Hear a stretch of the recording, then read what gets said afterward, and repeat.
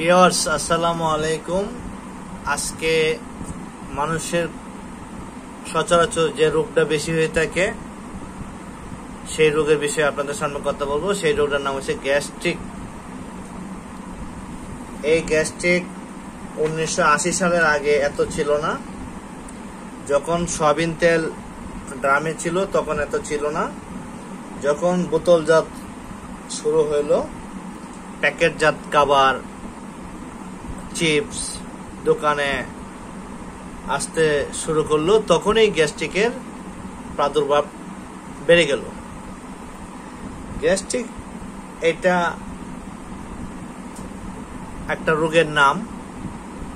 মূলত ইনফ্লামেশন, যে খাবারে প্রদাহ হয়, মানে বডির সাথে মিলে না, পেটে হজম প্রক্রিয়ার সাথে মিলে না, উইথ মাদার ব্যাকটেরিয়ার সাথে মিলে না, তখনই গ্যাস্ট্রিক তৈরি হয়। যেমন আপনি একটা পরিবেশে বসে আছি, আমরা বেশ কয়েকজন, ওই জায়গাটা ভালো, যদি আমরা সবাই ওই জায়গায় নাচানাচি করি তাহলে ওখানে আজকে আশেপাশে যে আসবাবপত্র আছে সবকিছু নষ্ট হয়ে যাবে, বা আমরা দুষ্টুমি আর কি ফাজলামি করি, তখন কিন্তু আমাদের যে পরিবেশটা ওখানে থাকবে সেটা নষ্ট হয়ে যাবে। ঠিক আমাদের পেটেও একই অবস্থা ঘটে। যখনই আপনি ইনফ্লামেশন খাবার খাবেন, প্রদাহ হয় যে খাবারগুলা ন্যাচারাল না, মডিফাই, মিক্সড, বিভিন্ন কেমিক্যাল অ্যাডজাস্ট, মুখরোচক খাবার, মুখরোচক কেমিক্যাল অ্যাডজাস্ট মিক্সড করা হয়, মিশ্রিত করা হয়, তখনই এটার একটা বিকিরণ পার্শ্ব প্রতিক্রিয়া তৈরি হয়। যেমন আপনি দেখবেন সিমেন্ট আর বালু শুকনো অবস্থায় যদি পলিথিনে রেখে দেন তাহলে জমাট বাঁধবে না, যখনই পানিতে দিবেন তখনই জমাট বাঁধবে, কারণ একটা বিকিরণ ঘটবে। এখন গ্যাস্ট্রিকের বেলা এমনি গ্যাস্ট্রিক নাই, আগের যে টক্সিন আপনার পাকস্থলীতে আছে সেখান থেকেও গ্যাস্ট্রিক হইতে পারে। আবার যে খাবারটা আপনি খাইলেন সেই খাবারটা যদি ন্যাচারাল না হয়, আপনার বডির সাথে না মিলে, আপনার ব্রেনের সাথে আপনার জেনেটিক্যালি অ্যাডজাস্ট না হয়, ব্রেন না চিনে, তখনই এটা গ্যাস্ট্রিক রূপান্তর হয়।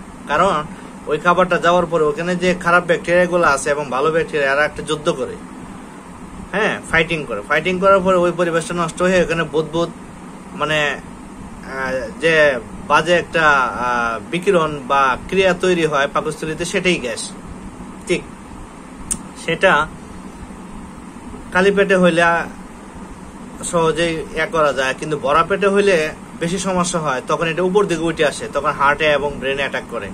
বিশেষ করে বয়স যখন 40, 45, 50-এর বেশি হয়, তখন কিন্তু এই রোগটা ব্যাপক আকার ধারণ করে এবং খুবই ক্ষতি করে। এটার জন্য এটাকে গ্যাস হওয়ার পরে যখন নার্ভের ভিতর ঢুকে যায়, তখন এটাকে নার্ভের ভিতরে ঢুকলে তখন এটা হার্ট এবং ব্রেনে অ্যাটাক করে। তখন এই আর্টারিগুলো চিকন থাকাতে তখন একে গ্যাস ফর্ম হয়ে ওই জায়গাগুলো হার্ট অ্যাটাক করতে পারে এবং ব্রেনে অ্যাটাক করতে পারে।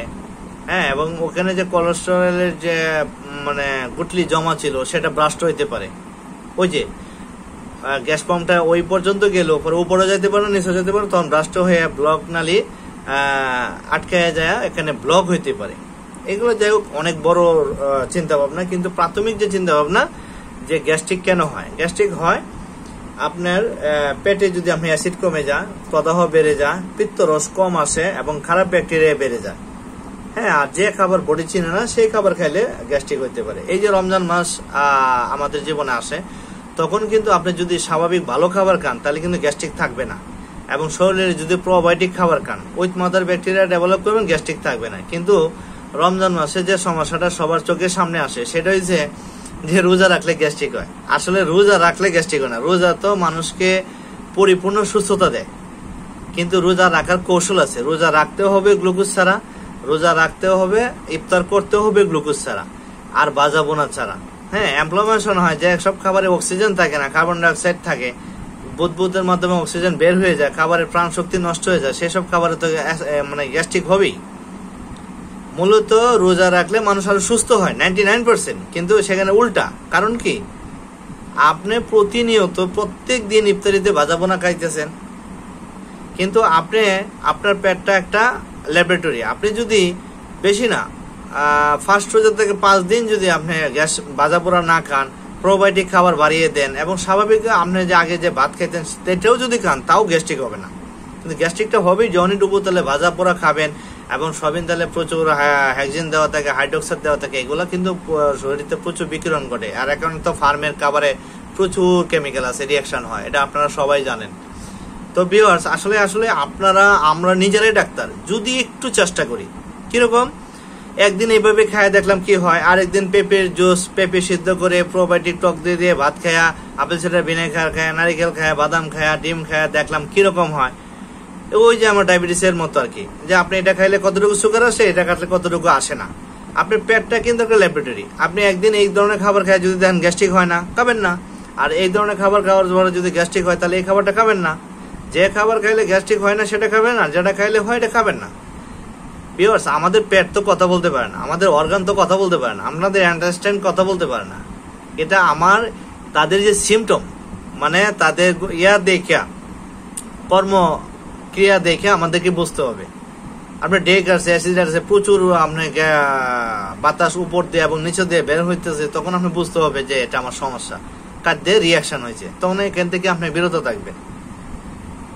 এইভাবে আপনার গ্যাস্ট্রিক হইতে পারে। আর আপনারা যারা বাজার থেকে গ্যাস্ট্রিকের ওষুধ খান, 20 পাওয়ার, 40 পাওয়ার এবং ইনো পাউডার জাতীয়, এগুলো হচ্ছে সাময়িক আপনাকে শান্তি দিবে, কন্টিনিউ আপনাকে ভালো রাখবে না। আপনাকে কোনো সময় চিন্তা করছেন ভিউয়ার্স যে আপনারা গ্যাস্ট্রিকের ওষুধ আপনার শরীরে কিভাবে কাজ করে?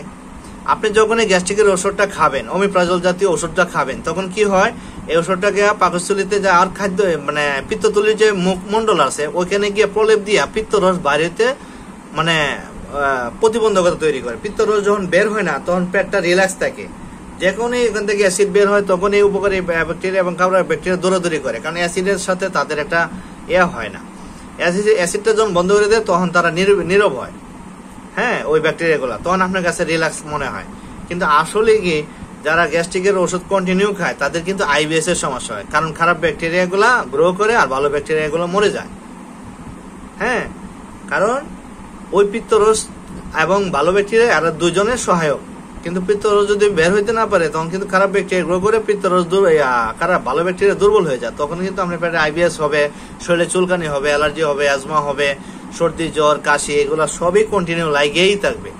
এই জন্য দেখবেন যারা কন্টিনিউ গ্যাস্ট্রিকের ওষুধ খায়, তাদের এই সমস্যাগুলো আছেই। তো ভিউয়ার্স, গ্যাস্ট্রিক হইতেই পারে, আপনার প্রাকৃতিক খাবার দিয়ে আপনি এটা সুস্থ হইতে পারেন। কিভাবে? আপনার কাঁচা পেঁপে সিদ্ধ করে 2 বেলা জুস খেতে পারেন, থানকুনি পাতা খাইতে পারেন, লেটুস পাতা খাইতে পারেন, এবং যদি আপনার খুব বেশি কষ্ট হয়, তাহলে লিকুইড যে গ্যাস্ট্রিকের ওষুধটা আছে সেটা খাইতে পারেন, হ্যাঁ, সাময়িক। এবং আপনার যে খাবারগুলোতে গ্যাস্ট্রিক হয় সেটা না খাওয়া, এটাই হচ্ছে মূলত 99% চিকিৎসা। এই যে আমি আগেই বলছি যে প্রিভেনশন হয়েছে, মানে আপনি প্রতিরোধ হয়েছে মূল চিকিৎসা। আপনি ঢুকতে দেবেন না, হবে না। আপনি প্রোবায়োটিক উইথ মাদার ব্যাকটেরিয়া ঢুকাই দেন, ফ্লোরিডে বাড়াই দেন, দেখবেন অটোমেটিক আপনার যদি ডাইজেশন ভালো থাকে, আপনার উপকারী ব্যাকটেরিয়া যখন বা ইন্টেস্টাইনে বেড়ে যাবে, তখন কিন্তু আপনি যাই খাবেন হজম হয়ে যাবে, তখন আর গ্যাস থাকবে না। হ্যাঁ, গ্যাসটা তখনই হয় যখন হজম হয় না, এই সে বিষয়। তো এই সবগুলো যে মিলে হয়, এইভাবে যদি গ্যাস্ট্রিকের কন্টিনিউ ওষুধ খান, তখন কিন্তু আপনার রিল্যাক্স মনে হবে, কিন্তু ইয়াতে পাকস্থলীতে ক্ষত হইতে পারে, ক্ষত বা আলসার হইতে পারে। আলসার কিন্তু ইংরেজি শব্দ, বাংলাদেশে ঘাও, ক্ষত হইতে পারে। এই ক্ষত বেশি দিন যদি আপনার পেটে স্থায়ী হয়, তখন কিন্তু ক্যান্সার আকার ধারণ করতে পারে। এই পৃথিবীতে যত মানুষ মারা যায়, প্রায় 85% মানুষ কোলন সমস্যা মারা যায়। এই জন্য খুব সাবধান, পেটকে সবসময় সবাই ভালো রাখবেন। হ্যাঁ, প্রদাহ হয় এমন খাবার কম খাবেন, একেবারেই কম খাবেন, ন্যাচারাল খাবার খাবেন, আর নিয়মিত ব্যায়াম করবেন। হ্যাঁ, ভিটামিন ডি শরীরে ইমিউনিটি বাড়াবেন। মূলত খাবার আপনি ইনফ্লামেশন খাবার বাদ দিবেন, সয়াবিন তেল, palm oil, rice bran oil এবং ক্যানোলা অয়েল এবং বিভিন্ন যে হাই উচ্চ তাপে যে তেলগুলো তৈরি হয়, এগুলো বাদ দিবেন। অলিভ অয়েল খাইতে পারবেন, কোকোনাট অয়েল খাইতে পারবেন, আর আপনি সরিষা তেল খাইতে পারবেন। দেখবেন গ্যাস্ট্রিক একবারে ভালো। আপনি যখন এই গ্যাস্ট্রিকে আক্রান্ত হবেন, এই ধরনের ন্যাচারাল তেলে রান্না খাবেন এবং ভালো করে চিবিয়ে খাবেন। আর প্রোবায়োটিক খাবার দিনে অন্তত একবার, মিনিমাম একবার টক দইতে ভাত খাবেন বা টক দই মেখে খাবেন 1 গ্লাস, হ্যাঁ, চিনি লবণ ছাড়া। দেখবেন শরীরে যখন উইথ মাদার ব্যাকটেরিয়া, উপকারী ব্যাকটেরিয়া বেড়ে যাবে, তখন কিন্তু আপনার আর কোনো টেনশন হবে না, কষ্ট হবে না, গ্যাস্ট্রিক থাকবে না। গ্যাস্ট্রিক যদি থাকে, যেদিন আপনি গ্যাস্ট্রিক হবে, সেদিন কিন্তু খাবারে শক্তি পাবেন না। হ্যাঁ, বডি খাবার অ্যাবজর্পশন করতে পারে না, শোষণ করতে পারে না। ওই যে এনার্জিটা হয়, আমাদের যে মানে খাদ্যের যে একটা শক্তি রস তৈরি হয়, সেটা কিন্তু আমরা মলদার থেকে মলের মাধ্যমে বের হয়ে যায়। এই জন্য ভিউয়ার্স আপনারা এই বিষয়ে বিশেষ গুরুত্ব দিবেন। আর যারা রেগুলার ওষুধ খাইতেছেন, হ্যাঁ আপনি অ্যান্টিবায়োটিক খাইতেছেন, এখন আপনি সাময়িক ওষুধ খাবেন, কিন্তু পাশাপাশি আপনি প্রাকৃতিক চিকিৎসা করবেন, যেগুলো আপনার হজম বৃদ্ধি করবে, আপনার ইন্টেস্টাইনে হজম হইতে সহায়তা করবে। আপনারা এই জিনিসগুলো খান না। হ্যাঁ, আমরা এই জিনিসে বিশেষ সতর্ক দিব, বিশেষ যত্ন দিব, তাইলে কিন্তু সম্ভব। ভিউয়ার্স, এই জিনিসগুলো আপনাদের সামনে আমি তুলে ধরলাম। আমার এই কথাগুলোতে আপনাদের কোনো উপকার হইলে ইনশাল্লাহ আমার চ্যানেলের সাথে থাকবেন, আমার কমেন্টে জানাবেন, আমি আপনাদের সদুত্তর দেওয়ার চেষ্টা করব ইনশাল্লাহ। এটা সারা পৃথিবী বিখ্যাত যে চিকিৎসাগুলোর মধ্যে একটা। আপনি সবার কথাই নেবেন, যার কথা নেওয়ার পরে প্রয়োগ করলে উপকার হয় সেই কথাটাই বেশি বেশি নেবেন। ভিউয়ার্স, এই জন্য আমার কথাটাও নিতে পারবেন ইনশাল্লাহ। আমি থাইল্যান্ড, জার্মান, আমেরিকা, বাংলাদেশ, বড় বড় ইন্ডিয়া, এইসব দেশের বড় বড় ডাক্তারদের যে নলেজগুলো আছে এগুলো সারসংক্ষেপ করে আপনাদের সামনে তুলে ধরেছি, এবং আমি নিজে প্রয়োগ করি। আমার যেহেতু একটা পেট আছে, আমার পেট আছে মানে আমার একটা ল্যাব আছে। এই সারা রমজান মাস আমি এভাবে পালন করি। আমার ফ্যামিলিতে আসবে, হ্যাঁ আপনি মাঝে মধ্যে খেয়ে ফেলবেন, কিন্তু আগে সুস্থ তো হইতে হবে, আপনার বডিটা ক্লিয়ার থাকতে হবে। আপনি সুস্থ অবস্থায় যদি একটু একটু ভুলভ্রান্তি করে মনের রুচি সম্মত বা মনের চাহিদা মতো যদি খেয়েও ফেলে, আত্মার চাহিদা হতে সমস্যা নাই। কিন্তু আপনি ক্লান্ত অবস্থা, আপনি এক পাও ভাঙ্গা, যদি আমি ধাক্কা দিই তাহলে আর বেশি ব্যথা পাবেন। আর সুস্থ পায়ে ধাক্কা দিলেও সমস্যা নাই, আবার আপনি জায়গা মতো চলে আসতে পারবেন। ভিউয়ার্স, এরকম চিন্তা করবেন। আপনি নিজে একটা ল্যাবরেটরি, আপনার নিজের পেটটা একটা ল্যাব। আপনার এখন হাতে গুগল আছে, ইউটিউব আছে, আমেরিকা বিভিন্ন দেশের ভালো ভালো ডাক্তারদের লেকচার আছে, আমার কথা শুনবেন, প্রয়োগ করবেন। আপনি নিজের পেটটা একটা ল্যাবের, এখানে একটা জিনিস ঢুকায় দেখবেন কি হয়, আরেকটা জিনিস ঢুকায় দেখবেন কি হয়। পৃথিবীর প্রত্যেকটা মানুষ কিন্তু এরকমই। ডাক্তাররা যখন চিকিৎসা করে তারা কিন্তু 2-3টা ওয়েতে চিকিৎসা করে। প্রথম কম মাত্রা ওষুধ দেয়, ভালো না হলে বেশি মাত্রা বাড়ায় দেয়। প্রথমে ব্যথার জন্য 2-3টা গ্রুপের ওষুধ ইউজ করে, জ্বরের জন্য বেশ কয়েকটা গ্রুপের ইউজ করে। একটা রোগ যখন আসে শরীরে তখন তারা 4-5টা দিক থেকে চিকিৎসা করে, যেটাই লাগে গুলি লাগে। আপনি জিগাবেন ডাক্তারে। তাহলে ভিউয়ার্স, আপনারা যদি এভাবে প্রাথমিকভাবে নিজেরা চেষ্টা করেন, সমস্যা কি? আমার পেট একটা ল্যাবরেটরি, বরং আপনি এভাবে যদি সুস্থ হন, আপনার পরিচিত ডাক্তারের সাথে শেয়ার করলে সে আরো খুশি হবে। কারণ আমরা যদি এভাবে সচেতন হই, ডাক্তারদের উপরে প্রেশার কমে, হ্যাঁ ডাক্তারদের উপরে চাপ কমে, তারা খুশি হয়। আর আমরা ছোটখাটো বিষয়ে বারবার প্রশ্ন করলে তারা কষ্ট পায়। আপনি একজনকে টিউশনি করাইতেছেন, বাচ্চা প্রাইভেট, সে সব সময় আপনাকে প্রশ্ন করে, আপনার বিরক্ত লাগবে। হ্যাঁ, বড় বড় মেজর জিনিসগুলোর মধ্যে যদি 2-1টা প্রশ্ন করে আপনার উত্তর দিতে সুবিধা হয়। ছোটখাটো যে বিষয়গুলো, এগুলা কিন্তু সে ইচ্ছে করলে, ট্রাই করলে, চেষ্টা করলে সমাধান করতে পারে, কিন্তু তারপরে আপনার কাছে জিজ্ঞাসা। ঠিক জীবনটাও এরকম। আপনারা এই জিনিসগুলো খেয়াল রাখবেন। এইভাবে আপনারা গ্যাস্ট্রিকের জন্য চিকিৎসা করবেন। গ্যাস্ট্রিক কিন্তু খুবই খারাপ জিনিস। হ্যাঁ, আপনি গ্যাস্ট্রোলিভার ডাক্তার দেখাতে দেবেন 2-4-5 হাজার টাকা ছাড়া আপনি টেস্ট মেস্ট করে আসতে পারবেন না। কিন্তু আপনি যদি কারো পেটে ব্যথা থাকে, তাহলে আমি বলবো একদম খালি পেটে কাঁচা লেবুর রস, শুধু লেবুর রস খাবেন। যদি অনেক ব্যথা করে তাহলে মনে হবে আলসার আছে, দ্রুত আপনি ডাক্তারের কাছে চিকিৎসায় যাবেন। অ্যালোপ্যাথিক হাই অ্যান্টিবায়োটিক চিকিৎসায় যাবেন, কিন্তু পাশাপাশি আপনি প্রাকৃতিক লাইফস্টাইল ফলো করবেন, মোটিভেশনাল মানে বিভিন্ন লাইফস্টাইল ফলো করে আপনারা সুস্থ থাকার চেষ্টা করবেন। ইনশাল্লাহ ইনশাল্লাহ হবেই হবে। আমার হয় গ্যাস্ট্রিকের জন্য।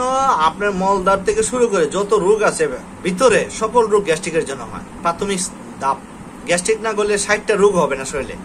আপনি যদি গ্যাস্ট্রিক কমাই দেন, শরীর থেকে 60টা রোগ চলে যাবে। ভিউয়ার্স, এখন সময় আছে, সামনে অনেক চ্যালেঞ্জিং জীবনযাপন, এখানে আপনাকে শিখতে হবে, অবশ্যই শিখতে হবে, অবশ্যই শিখতে হবে। আর যদি না শিখেন বা যারা শিখবে না তাদেরকে পদে পদে টোকে টোকে শিখতে হবে। আমরা দেখে শিখবো, নিজেরা টেস্ট করে শিখবো, নিজের পেটটা নিজের ল্যাব, এটাকে আপনারা এদিক সেদিক ঘুরিয়ে গাড়িয়ে আপনারা অবশ্যই নিজেরা এগুলা করবেন, অবশ্যই ভালো হবে। আমি আপনাদের সামনে ঘরোয়া পরিবেশে একেবারে কথা বললাম, আমার কথাগুলো সবাই বুঝবেন ইনশাল্লাহ। এভাবে প্রয়োগ করলে আপনাদের আর গ্যাস্ট্রিকের সমস্যা থাকবে না। তারপরেও যদি আপনাদের কারো সমস্যা হয় আমাকে বলবেন, আমার ডিভাইস আছে, আমরা উপুত করে পেটের মধ্যে 3টা পয়েন্ট আছে, এই পয়েন্টে দিলে সাথে সাথে গ্যাস পাম্প ক্লিয়ার। 3 দিন দিবেন ইনশাল্লাহ ক্লিয়ার, কোনো স্কপ 400-500-600 টাকার মধ্যে হয়ে যাবে। যোগাযোগ করবেন, আমার নাম্বার দেওয়া থাকবে। ইনশাল্লাহ ভালো থাকবেন ভিউয়ার্স। আসসালামু আলাইকুম।